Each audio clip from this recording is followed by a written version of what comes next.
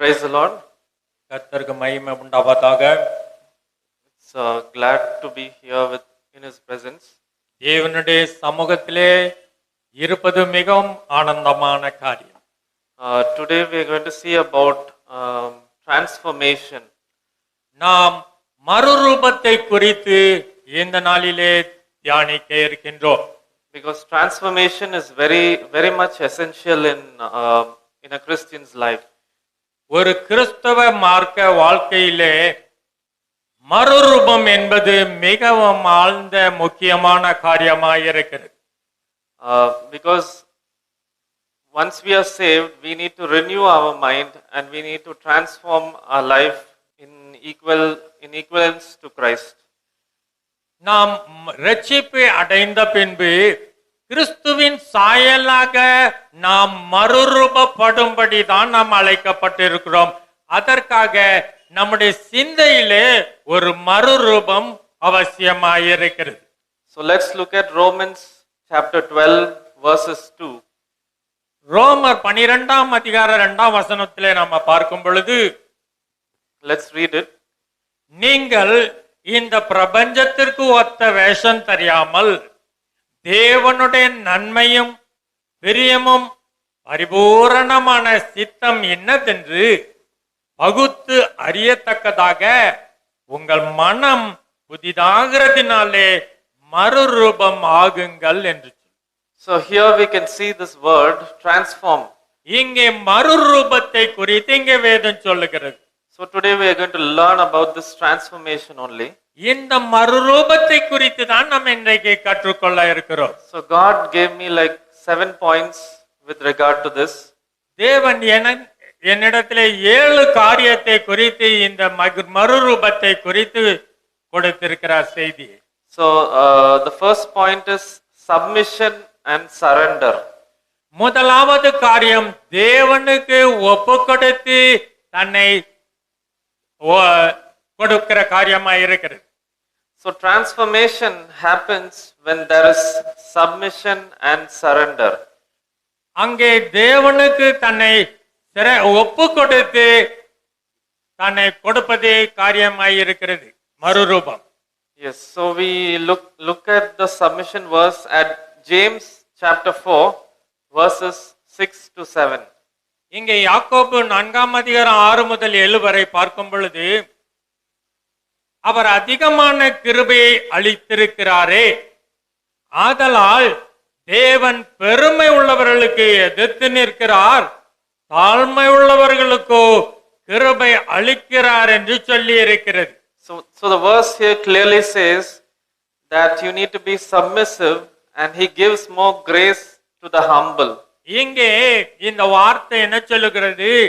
தேவன் அதிகமான கிருபையை கொடுத்திருக்கிறபடியினாலே என்று சொல்லிவிட்டு in verse 7 also we see, உங்களை அவருக்கு ஒப்பு கொடுங்கள் என்று சொல்லி இருக்கிறது. In verse 7 we see here it's mentioned, submit yourselves therefore unto God and resist the devil. தேவனுக்கு கீழ்ப்படிந்திருங்கள், பிசாசுக்கு எதிர்த்திருங்கள் என்று சொல்லுகிறது. So that is the first step. First we need to submit ourselves to God.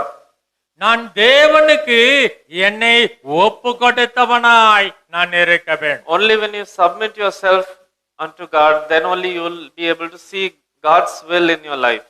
தேவனுக்கு என்னை நான் அர்ப்பணிக்கும் பொழுதுதான் என்னுடைய வாழ்க்கையிலே தேவனுடைய சித்தம் என்னதென்று நான் பகுத்து கொள்ள முடியும். Every Christian dreams about revival in the church. எல்லா கிறிஸ்தவ சமுதாயத்திலும் அங்கே எழுப்புதலை குறித்து தியானித்துக் கொண்டே இருக்கிறோம். So everyone is waiting for revival, but only in an individual's life when we see transformation we will see revival.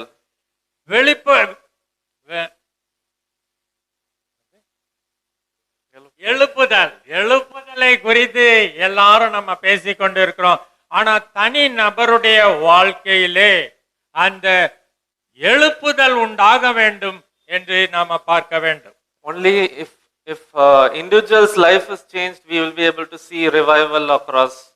ஒரு every தனி church. நபருடைய வாழ்க்கையில ஒரு மாற்றங்கள் ஒரு மறுரூபம் உண்டாகும் பொழுதுதான் அங்கே எழுப்புதல் உண்டாகும். So that is what is called transformation. அதைத்தான் நாம் மறுரூபம் என்று சொல்லுகிறோம். So how do we transform? நாம் எவ்விதமாக மறுரூபம் அடைய வேண்டும்? And the second point is learning. நான் கற்றுக்கொள்கிறவனாய் இருக்க வேண்டும். The precursor of transformation is renewing your mind. அந்த மறுரூபத்திற்கு முதல் காரியமாய் அடிப்படை காரியமாய் இருப்பது மனம் புதிதாகிறதாய் இருக்கிறது. And the precursor of renewing your mind is learning. அந்த மனம் புதிதாக வேண்டும் என்றால் நான் முதலாவது கற்றுக்கொள்கிறவனாய் இருக்க வேண்டும். Learning happens only when you have the attitude to learn and the thirst to learn God's word. நான் தேவனுடைய காரியங்களை அறிந்து கொள்ளும்படியாக தாகமாய் நான் கற்றுக்கொள்கிறவனாய் இருக்கும் பொழுதுதான் இந்த மறுரூபம் உண்டாகிறது. So transformation happens only with the attitude of learning. மறுரூபம் அந்த கற்றுக்கொள்கிற அனுபவத்தின் மூலமாய் அது வருகிறதாய் இருக்கிறது. We Christians, we are always not at all good in learning. நாம தேவனுடைய ஜனங்கள் இந்த தேவனுடைய காரியத்தை கற்றுக்கொள்கிறதிலே அதிக ஆர்வம் உள்ளவர்களாய் இருப்பதில்லை. We always seek for shortcut and short route only. நம்ம எது குறுக்கு வழி எது ஈஸியாக இருக்கும் எப்படி ஜீவனுக்குள்ள பேசிடலாம் எப்படி வாழ்ந்துடலாம் எப்படி சுகமாய் இருக்கலாம் என்று சொல்லி ஷார்ட்கட் வழியை தான் நம்ம நினைச்சிரோம் பார்க்கின்றோம். Even Jesus, when he was born as a baby on earth, he never seeked any shortcuts. இயேசு கிறிஸ்து பூமியிலே பிறந்த பொழுது கூட அவர் எந்த குறுக்கு வழியையும் அவர் தேடவில்லை. Even Jesus had to learn step by step. இயேசு முதற்கொண்டு மனுஷகுமாரனாய் ஒவ்வொரு காரியத்தையும் அவர் ஞானத்திலும் அறிவிலும் வளர்ந்து வர வேண்டியதாய் இருந்தது. Let's read Hosea chapter 4 verses 6. ஓசியா 4ஆம் அதிகாரம் 6ஆம் வசனம் இவ்விதமாய் சொல்கிறது, என் ஜனங்கள் அறிவில்லாமையினாலே சங்காரமாகிறார்கள், நீ அறிவை வெறுத்தாய், ஆகலால் நீ என் ஆசாரியனாய் இராதபடிக்கு நானும் உன்னை வெறுத்து விடுவேன், நீ உன் தேவனுடைய வேதத்தை மறந்தாய், ஆகையால் நானும் உன் பிள்ளைகளை மறந்து விடுவேன் என்று சொல்லுகிறார். See this shocking statement which the prophet utters, the இங்கே voice of God actually here. இங்கே தேவனுடைய சத்தமாய் இருக்கிற இந்த தீர்க்கதரிசி என்ன விதமாய் சொல்லுகிறார்? My people are destroyed for lack of knowledge. என்னுடைய ஜனங்கள் அறிவில்லாமையினாலே சங்காரமாகிறார்கள் என்று சொல்லுகிறார். So we Christians, we never seek knowledge, but we always seek shortcuts. நம்ம ஆசீர்வாதத்தை சுதந்திரிக்க வழியை பார்க்கிறோமே தவிர அங்கே நாம் தேவனை குறித்த அறிவை நாம சார்ந்து நிற்பதில்லை. And he says the reason for it is because thou hast lacked knowledge, I will reject thee. நீங்கள் இவ்விதமான அறிவு இல்லாமையில் இருக்கிறபடினாலே நான் உங்களை வெறுத்து விடுவேன் என்று அங்கே சொல்லுகிறார். We always like to talk and we always like to teach, but we are not liking to listen and learn.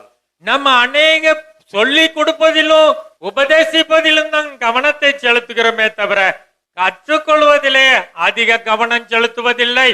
So you need to be a world-class listener and an observer of God's word.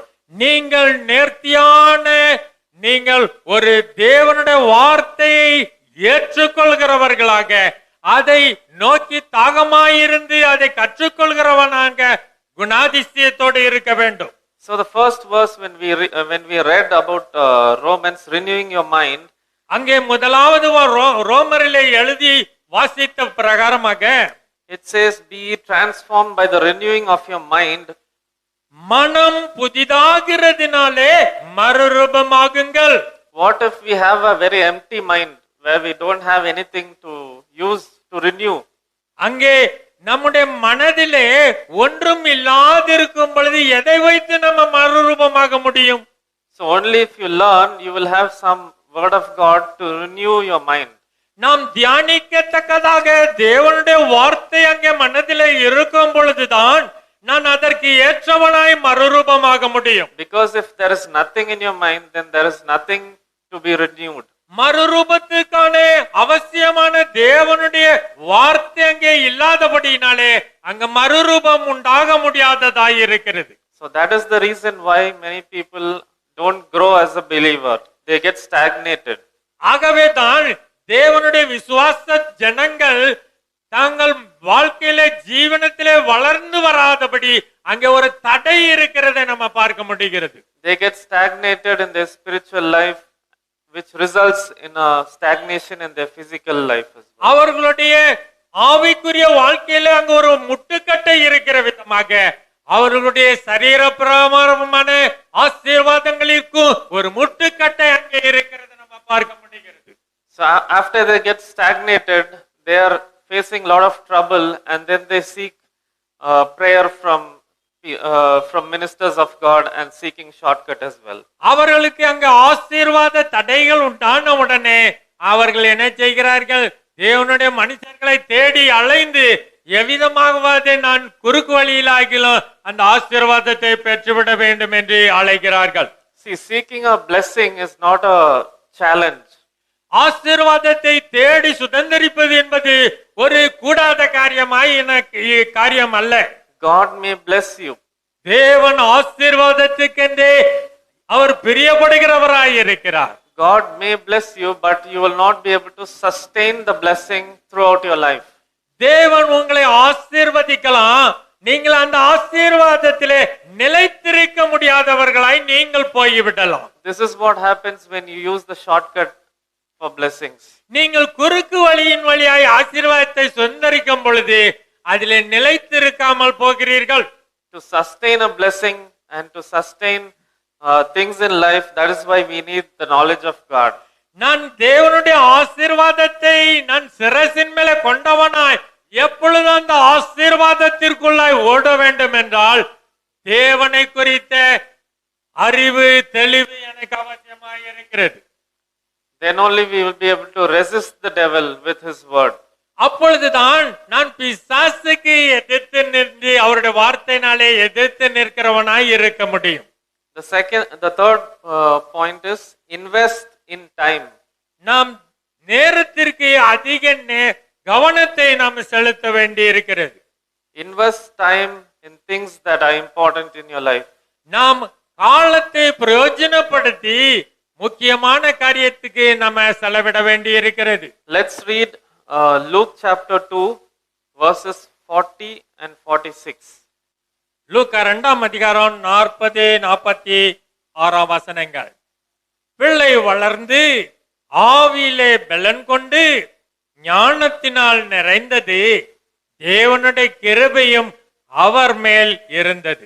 This is talking about Jesus here. இயேசு கிறிஸ்துவை குறித்து இங்கே சொல்லி இருக்கிறது.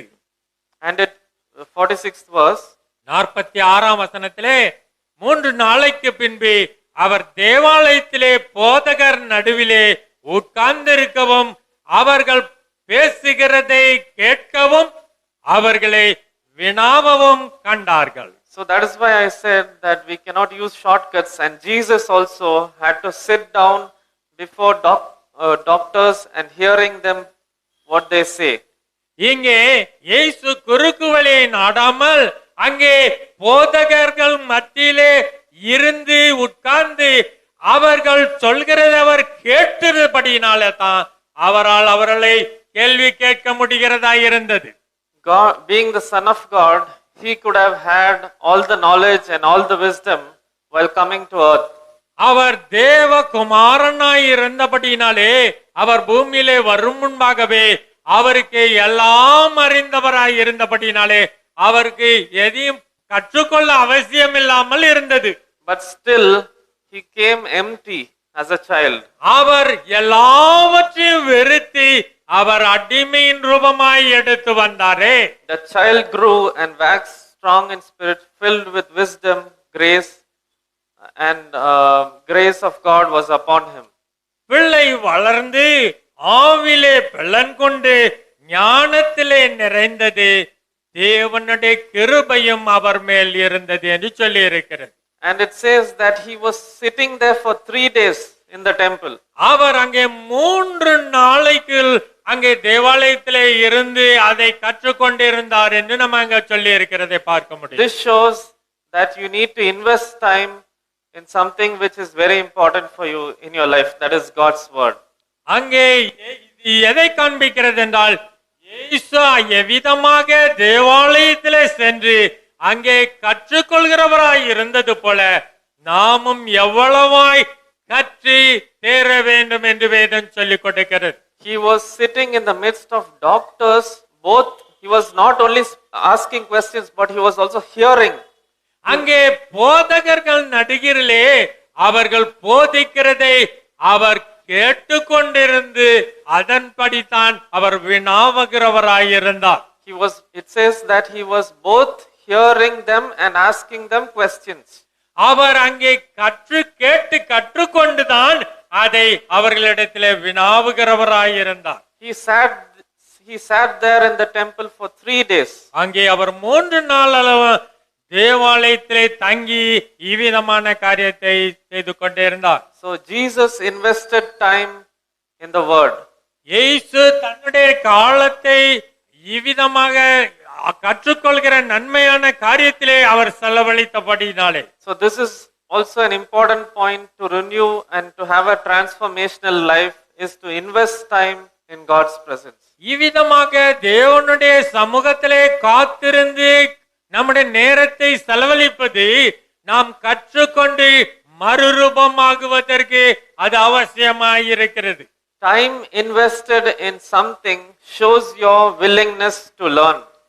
நீங்கள் எதற்கு நேரத்தை செலவிடுகிறீர்களோ அது நீங்கள் கற்றுக்கொள்கிற ஆர்வத்தை காண்பிக்கிறதாய் இருக்கிறது. Your passion is gauged based on the time you are willing to pay. உங்களுடைய Passion, aim.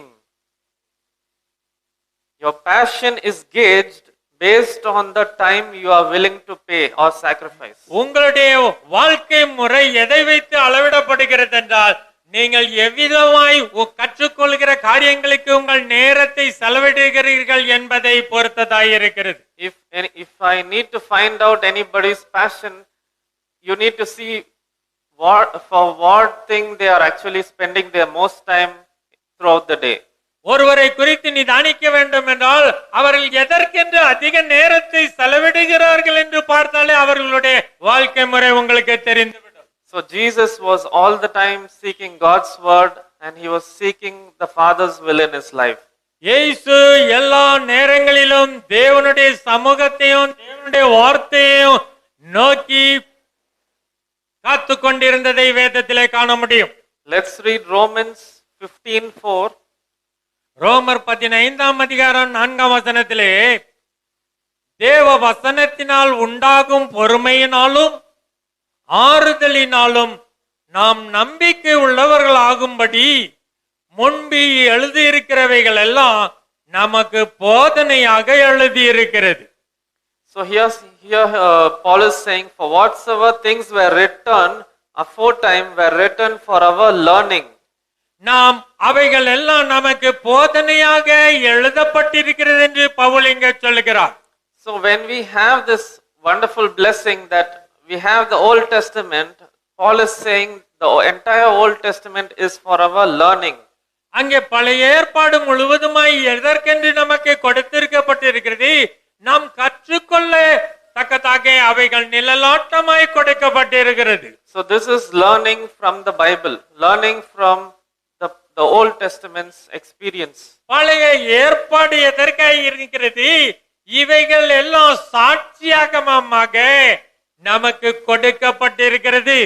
And then there's another kind of learning, that is learning from experience, your own personal experience. அடுத்த விதமாய் எவ்விதமாய் நாம் கற்றுக்கொள்கிறோம், நம்முடைய வாழ்க்கை முறையில் அனுபவத்தில் இருந்து கற்றுக்கொள்கிறோம். That experience comes in our daily walk with God in our life. நான் தேவனோடு நடந்து கொண்டு செல்லும் பொழுது என்னுடைய வாழ்க்கையிலே அநேக காரியங்கள் சம்பவிக்கிறதே. இவைகள் எல்லாவற்றின் மூலமாக நாம் காரியங்களை கற்றுக்கொண்டு நிதானிக்க வேண்டும். Psalms, let's read Psalms 119 verse 71. சங்கீதம் 119:71 சொல்லுகிறது, நான் உபத்திரவப்பட்டது எனக்கு நல்லது, அதனால் உமது பிரமாணங்களை கற்றுக்கொள்கிறேன். So this is what is called learning from experience with God. நான் என்னுடைய வாழ்க்கையில இருக்கிற அனுபவத்தின் மூலமாக நான் காரியங்களை கற்றுக்கொள்கிறேன், பிரமாணங்களை கற்றுக்கொள்கிறேன் என்று சொல்கிறார். So there are two kinds of learning. As I said, like one is reading the Bible using the Old Testament scriptures and using that as a learning. Second thing is experiencing it yourself in your life. பழைய ஏற்பாட்டின் மூலமாக தேவன் எல்லாவற்றையும் நிழலாட்டமாய் நமக்கு கற்றுக் கொடுக்கின்றார். நம்முடைய வாழ்க்கை முறையிலே அனுபவத்தின் மூலமாகவும் அநேக காரியங்களை நாம் கற்றுக்கொள்கிறவர்களாய் இருக்கிறோம். So learning is a key thing for transformation in your life. நான் கற்று இவ்விதமாய் அறிந்து கொள்வது என்னுடைய மறுரூபத்திற்கு அவசிய அடிப்படை காரியமாய் இருக்கிறது. Now next, the fourth point is become like a child. இயேசு சொல்லிக் கொடுத்தார், நீங்கள் சிறு பிள்ளையை போல் ஆக வேண்டும் என்று சொல்லி. To learn or to transform, you need to become like a child. நீங்கள் கற்று தேறி நீங்கள் மறுரூபமாக வேண்டும் என்றால் நீங்கள் முதலாவது குழந்தையை போல மாற வேண்டும் என்று சொல்லிக் கொண்டிருக்கிறார். Let's read Matthew chapter 18 verses 2 and 3.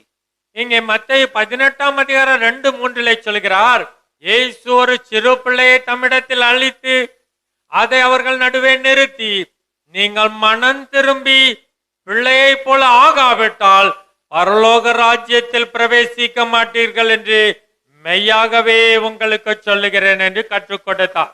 So to reach God's kingdom in heaven, we need to first become like a child. So that you need to first transform yourself like a child, and then only you can transform yourself ahead to possess eternal kingdom. பரலோக ராஜ்யத்திலே நான் பிரவேசிக்க வேண்டும் என்றால் நான் முதலாவது குழந்தையை போல மறுரூபமாக வேண்டும். Because why is God giving the example of a child?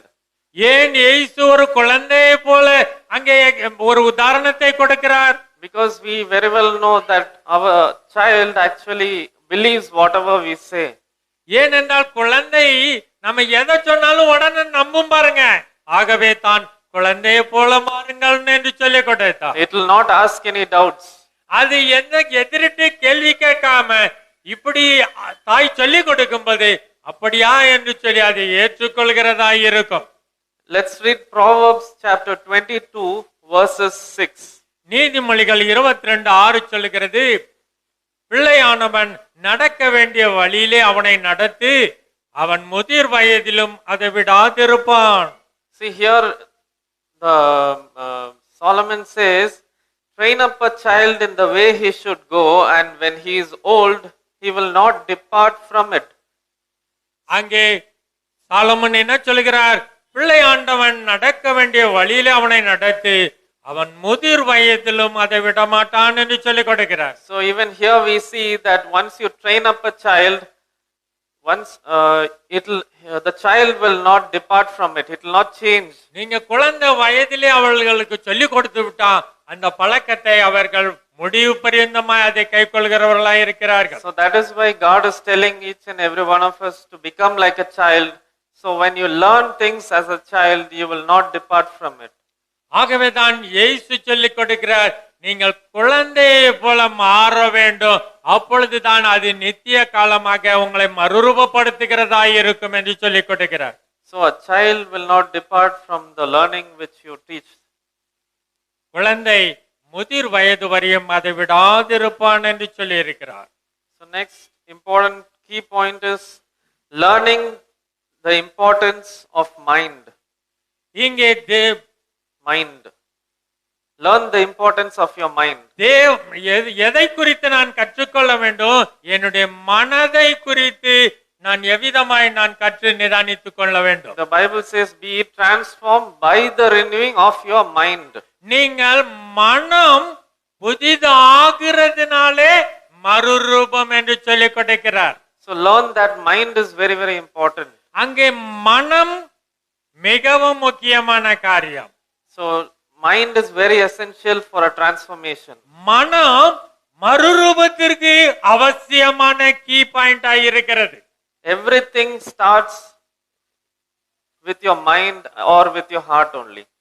எல்லா காரியமும் உங்கள் மனதையும் உங்கள் இருதயத்தின் நினைவையும் சார்ந்ததாயிருக்கிறது.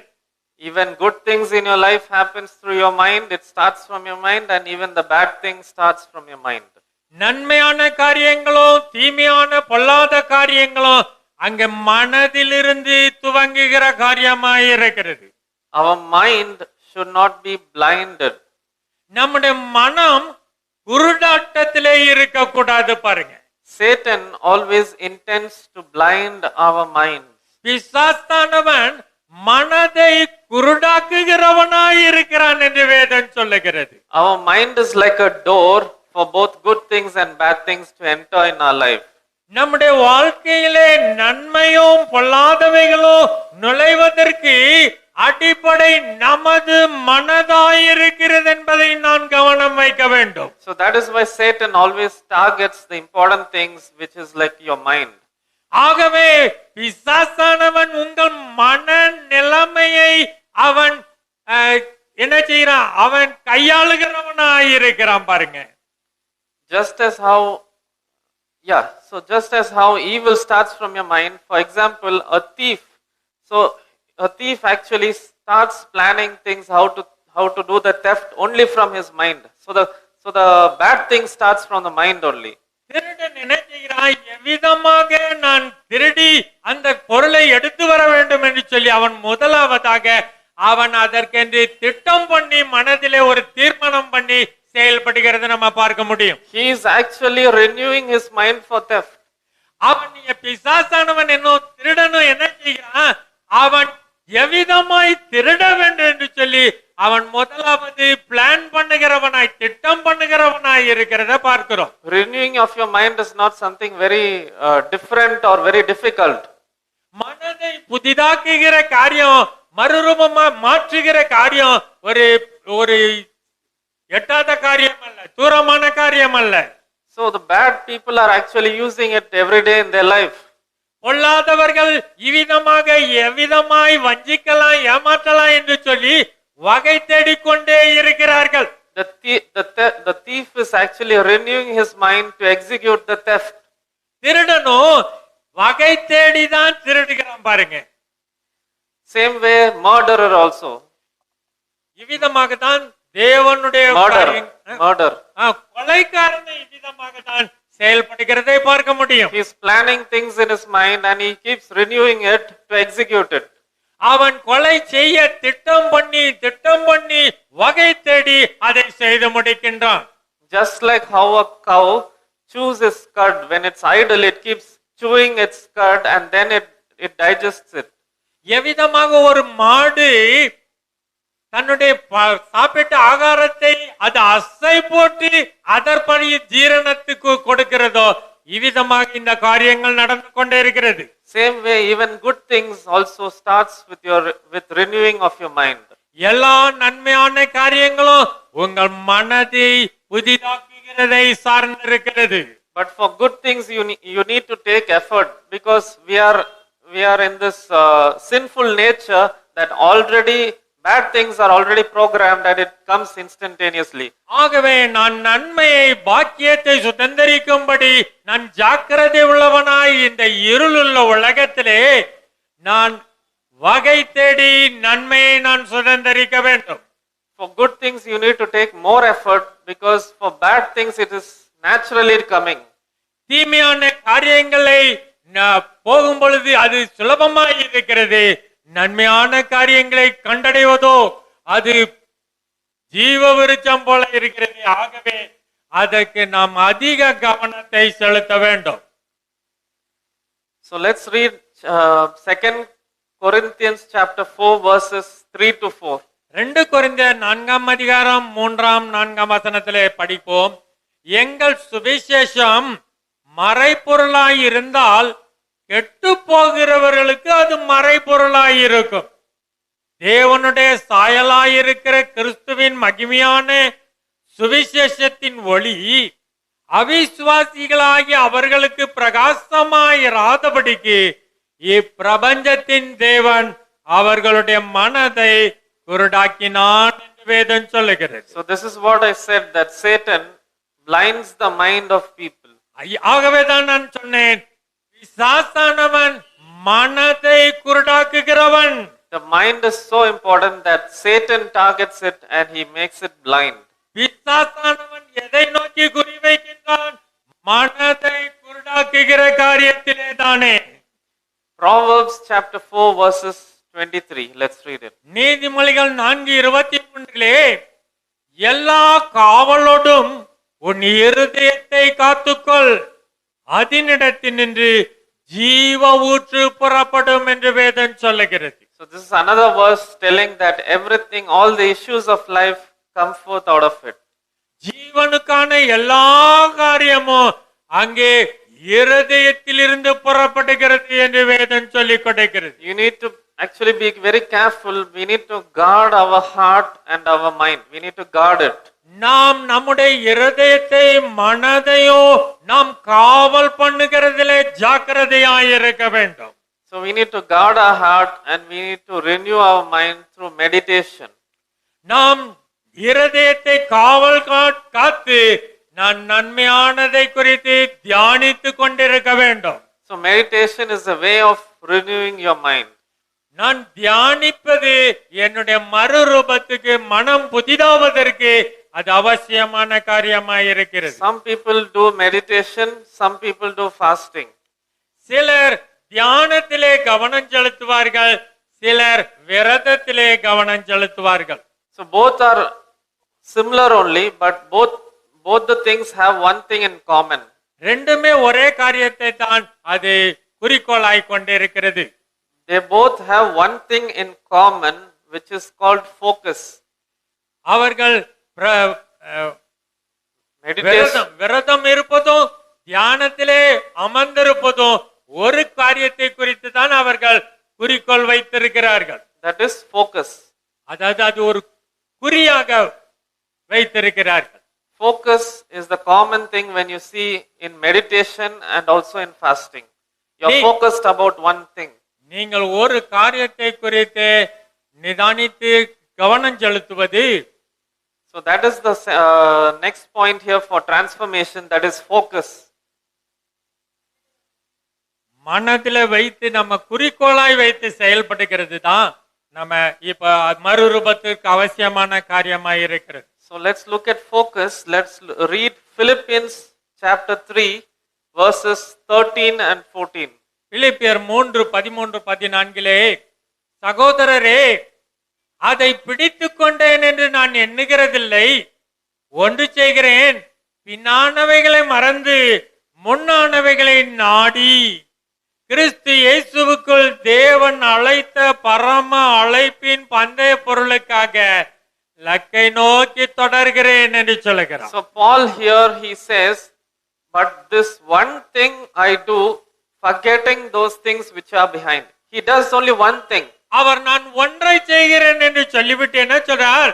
பின்னானவைகளை மறந்து முன்னானவைகளை நாடி என்று சொல்லுகிறார். So here Paul is talking about focus. அங்கே அவர் எதை நாடி ஓடுகிறேன் என்று சொல்லி குறித்து குறியாய் வைத்து செயல்படுகிறார். So focus is very essential. We can see that Paul was also focused in only one thing, which is fulfilling his calling for God in Christ. அவர் ஒன்றையே குறிக்கோளாய் வைத்து செயல்படுகிறார் தேவனுக்குள்ளாய். He says in the next verse, I press towards the mark for the prize of his calling of God in Christ Jesus. அவருடைய தேவ அழைத்த பரம அழைப்பின் பந்தய பொருளுக்காக லக்கை நோக்கி நான் தொடர்கிறேன் என்று சொல்லுகிறார். So Paul was also meditating on only one thing. He was constantly renewing his mind for that. Pavul ஆகவே தான் அதையே கவனமாக அதையே நோக்கமாக கொண்டு செயல்பட்டதை நாம பார்க்க முடியும். So here we see from this verse that focus is very important. அங்கே ஒரு குறிக்கோள், ஒரு நோக்கம், ஒரு செயல்பாடு, அங்கே கவனம் அங்கே அவசியமாய் இருக்கிறது. Same way he repeats similar statement in Philippians chapter 4 verses 8. பிலிப்பியர் 4:8 அதே காரியத்தை தான் அங்கே சொல்லிக் கொடுக்கிறார். Let's read it. கடைசியாக சகோதரரே, உண்மை உள்ளவைகள் எவைகளோ, ஒழுக்கம் உள்ளவைகள் எவைகளோ, நீதி உள்ளவைகள் எவைகளோ, கற்புள்ளவைகள் எவைகளோ, அன்புள்ளவைகள் எவைகளோ, நற்கீர்த்தி உள்ளவைகள் எவைகளோ, புண்ணியம் எதுவோ, புது புகழ் எதுவோ, அவைகளையே சிந்தித்துக் கொண்டிருங்கள் என்று சொல்லிக் கொடுக்கிறார். He says, think on these things. இதையே நீங்கள் சிந்தித்துக் கொண்டிருக்க வேண்டும் என்று சொல்லுகிறார். So just read the list once again and see. You will not see anything negative that he is asking us to think or to meditate. அவசியம் இல்லாத எந்த காரியத்தையும் அவர் சொல்லாமல் எவ்வளவு முக்கியமான காரியத்தை குறித்து சிந்திக்க வேண்டும் என்று சொல்லுகிறார். புண்ணியம் உள்ளவைகள் எவைகளோ, ஒழுக்கம் உள்ளவைகள் எவைகளோ, உண்மை உள்ளவைகள் எவைகளோ, நீதி உள்ளவைகள் எவைகளோ, கற்புள்ளவைகள் எவைகளோ, அன்புள்ளவைகள் எவைகளோ, நற்கீர்த்தி உள்ளவைகள் எவைகளோ, புகழ் எதுவோ, அவைகளையே சிந்தித்துக் கொண்டிருங்கள் அவர் அங்கே சொல்லுகிறார். He says that I focus only on this one thing that I do, forgetting those things which are behind. அவர் என்ன சொல்கிறார்? நான் ஒன்றை செய்கிறேன், பின்னானவைகளை எல்லாம் மறந்துவிட்டு இலக்கை நோக்கி நான் தொடர்கிறேன் என்று சொல்லுகிறார். So you need to always guard your mind and renew it, just like how Paul says to renew our minds only for these things and to think of only these things. ஆகவே நம்முடைய இருதயத்தை சகல காவலோடும் காத்து கொண்டவர்களாக நான் மனதை புதிதாக்கி மறுரூபத்திற்குள்ளாய் நான் கடந்து செல்ல வேண்டும். But as Christians, we always keep thinking of all negative things. These are the things only we are actually renewing our mind. நாம் கிறிஸ்தவர்களாக அநேக நெகட்டிவ் தீமையான காரியங்களை, நஷ்டமான காரியங்களை, பயமான காரியங்களை, இழந்து போகிற காரியங்களை இப்படியாகத்தான் நம்ம சிந்தித்துக் கொண்டிருக்கிறோம். If we keep on meditating on all negative things, we will not be able to see transformation in our lives. நாம் குறைவான காரியங்களையே நாம சிந்தித்துக் கொண்டிருப்போம் என்றால் நாம் மறுரூபத்திற்குள்ளாய் கடந்து செல்வதே கூடாத காரியமாயிருக்கும். Let's read Luke chapter 10 verses 41 and 42. லூக்கா 10ஆம் அதிகாரம் 41 42 இயேசு அவளுக்கு பிரதியுத்தரமாக, மார்த்தாளே மார்த்தாளே, நீ அநேக காரியங்களை குறித்து கவலைப்படுகிறாய், கலங்குகிறாய், தேவையானது ஒன்றே, மரியாள் தன்னை விட்டு எடுபடாத நல்ல பங்கை தெரிந்து கொண்டாள் என்று இயேசு சொல்லிக் கொடுக்கிறார். So here we see a classic example which Jesus tells here. இயேசு ஒரு உன்னதமான ஒரு உதாரணத்தை அங்கே காண்பித்து அவர் அங்கே ஒரு உபதேசத்தை கற்றுக் கொடுக்கிறார். Martha, Martha, thou art careful and troubled over many things. மார்த்தாளே மார்த்தாளே, நீ அநேக காரியங்களை குறித்து கவலைப்பட்டு கலங்குகிறாய். This shows lack of focus. இது எதை காண்பிக்கிறது? ஒரு குறிக்கோளை, ஒரு போக்கஸை நம்ம இழந்தவர்களாய் காணப்படுகிறது அங்கே காண்பிக்கிறது. Lack of focus in the right thing. நன்மையான காரியத்திலே கவனம் செலுத்தாதபடி இழந்து போனவர்களாய் பொல்லாத காரியத்திலே கவனத்தை செலுத்திக் கொண்டிருக்கிறோம். But one thing is needful, and Mary thou has chosen the good part which shall not be taken away from her. மரியாளோ ஒன்றை நல்ல பங்கை தெரிந்து கொண்டால், அதையே தெரிந்து கொண்டால் தேவையானது ஒன்றே என்று சொல்லிக் கொடுக்கிறார். So just like how Paul says that I am focusing only on one thing, same way Jesus is telling that Mary chose the right thing and she was focused on that one thing which is Christ. Pavul நான் ஒன்றை நாடுகிறேன் என்று சொல்லிக் கொடுத்தபடமாய் இயேசு சொன்னால் மரியாள் தேவையான ஒன்றையே அவள் நாடிக்கொண்டிருந்தாள் என்று சொல்லிக் கொடுக்கிறார். Next one is, the final point is, renew in knowledge, then renew in spirit, and renew day by day. என்னுடைய அறிவிலே நான் Renew. புதிதாகுதல் மாத்திரமல்ல, Renew in spirit. என்னுடைய ஆவிலே நான் மறுரூபமாற்ற புதிதாக்கப்படுகிறது. And renew it day by day. அது நாளுக்கு நாள் புதிதாக்கப்படுகிறதா இருக்கிறது என்று இந்த வேத வசனம் சொல்லுகிறது. Let's see Colossians chapter 3 verses 10.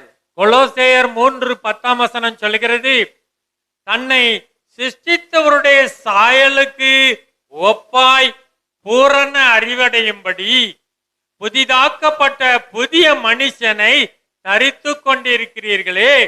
So here in the English Bible it says, and having put on the new man which is renewed in knowledge. Renewed in knowledge. First அங்கே step. நீங்க அங்கே ஆங்கிலத்தில் எவ்விதமாய் சொல்லுகிறது, நீங்க புதிதாக்கப்பட்ட ஒரு வஸ்திரத்தை தரித்து கொண்டு இருக்கிறீர்கள் என்று சொல்லி Renew in knowledge after the image of him. Renew in knowledge. தேவனுடைய சாயலாக பூரண அறிவு அடையும்படி புதிதாக்கப்பட்ட புதிய மனுஷனை தரித்து கொண்டிருக்கிறீர்களே என்று சொல்லிக் கொடுக்கிறார். Next second verse is in Ephesians chapter 4 verses 23. 4:23 சொல்கிறார், உங்கள் உள்ளத்திலே புதிதான ஆவி உள்ளவர்களாகி என்று சொல்லுகிறார். So second one is renew in spirit. எபேசியர் 4:23 உங்கள் உள்ளத்தில் புதிதான ஆவி உள்ளவர்களாகி என்று சொல்லுகிறார். So you need to renew your spirit into a new thing, like from your old to the new. நீங்கள் பழமையிலிருந்து எவ்விதமாய் புதிதாக வேண்டும், உங்கள் ஆவியின் மூலமாய் என்று இங்கே வேதம் சொல்லிக் கொடுக்கிறது. Next one is day by day, that is 2 Corinthians 4:16. நான் அனுதினமும் மறுரூபமாக வேண்டும், புதிதாக வேண்டும் என்று சொல்லி 2 கொரிந்தியர் 4:16 சொல்லிக் கொடுக்கிறார். ஆனபடினாலே நாங்கள் சொந்து போகிறதில்லை, எங்கள் புறம்பான மனுஷனானது அழிந்தும் உள்ளான மனுஷனானது நாளுக்கு நாள் புதிதாக்கப்படுகிறது என்று சொல்லிக் கொடுக்கிறார். So here the key point is renewing day by day. இங்கே முக்கியமான காரியம் என்னவென்றால் நாளுக்கு நாள் புதிதாக்கப்படுகிற காரியம். It is not a one time experience that you need to renew it. நான் ஏதோ ஒரு நாளிலே நான் புதிதாக்கப்படுகிற காரியம் மாத்திரமல்ல, It has to be renewed day by day. அவை நாளுக்கு நாள் புதிதாக்கப்பட வேண்டும். Same way like we saw, like how Jesus was sitting among the doctors in the church, he was renewing it day by day. இயேசு எவ்விதமாய் தேவாலயத்தின் போதகர் மத்தியிலே அவர்கள் சொல்கிறதை கேட்டு கற்றுக்கொண்டவராய் நாளுக்கு நாள் தன்னை புதிதாக்கி கொண்டிருந்த விதமாக நாமும் செயல்பட வேண்டும். Just like how Paul says he was focused only on one thing, same way Jesus was also focused only on one thing. எவ்விதமாக பவுல் நான் ஒன்றை நாடுகிறேன் என்று சொன்ன விதமாக இயேசுவும் ஒரே இலக்கை நோக்கி செயல்பட்டதை நம்ம பார்க்க முடியும். So I am just summarizing what I said. Like first one is submission and surrender. முதலாவது காரியமாய் நம்ம என்ன கற்றுக்கொண்டோம்? தேவனுக்கு நம்மை ஒப்பு கொடுத்து கீழ்ப்படிவது என்று கற்றுக்கொண்டோம். Submit yourselves therefore unto God and resist the devil. நீங்கள் தேவனுக்கு கீழ்ப்படிந்து பிசாசுக்கு எதிர்த்து நில்லுங்கள் என்று வேதம் சொல்லுகிறது. Next second one is learning. இரண்டாவது காரியம் கற்றுக்கொள்கிற காரியம். And there are two types of learning. One is learning from the Old Testament scriptures through other people's experience. Second one is learning through your own experience in your walk with Christ. எவ்விதமாக நாம கற்றுக்கொள்கிறோம்? பழைய ஏற்பாடு நிழலாட்டமாக நமக்கு அநேக காரியங்களை கற்றுக் கொடுக்கிறது. அவைகள் அதே போல நம்முடைய வாழ்க்கையிலும் அனுபவத்தின் மூலமாக நம்ம அநேக காரியங்களுக்கு கற்று அறிந்து கொள்கிறோம். Spend more time in God's word. தேவனுடைய வார்த்தையை அறிந்து கொள்வதிலே நாம் அதிக கவனத்தை செலுத்த வேண்டும். Next is become like a child. நாம் குழந்தையை போல கற்றுக்கொள்கிறவர்களாய் மாற வேண்டும். And then learn the importance of your mind. Your mind is very important. அங்கே மனதை குறித்து ரொம்ப கவனமாய் இருக்க வேண்டும். அது மிகவும் முக்கியமானது. Don't let all the worldly things to enter and affect your mind. மனதிற்குள்ளாய் உலகத்தின் காரியங்கள், அசுத்த காரியங்கள் நுழையாதபடி நான் காவல் பண்ண வேண்டும் என்று வேதம் சொல்லுகிறது. As Paul said, focus only on those things, only on good things, whatever he mentioned there. Pavul அங்கே சொல்லி விதமாக புண்ணியமுள்ளவைகள், நன்மைகள், ஜீவனுக்கு ஏதுவானவைகளே நான் தியானித்துக் கொண்டிருக்க வேண்டும், அவைகளையே நீங்கள் சிந்தித்துக் கொண்டிருங்கள் என்று சொன்னபடி நாம் செயல்பட வேண்டும். Next, final one is renew in knowledge, spirit, and renew it day by day. கடைசியாக நம்ம என்ன பார்த்தோம்? மறுரூபம், புதிதாகுதல் எதிலே உண்டாக வேண்டும்? Knowledge, spirit, அறிவிலும் spirit, ஆவியிலும், and then day by day. அவை நாளுக்கு நாள் உண்டாக வேண்டும் என்று நாம பார்த்து கொண்டிருந்தோம். So thank you and God bless you.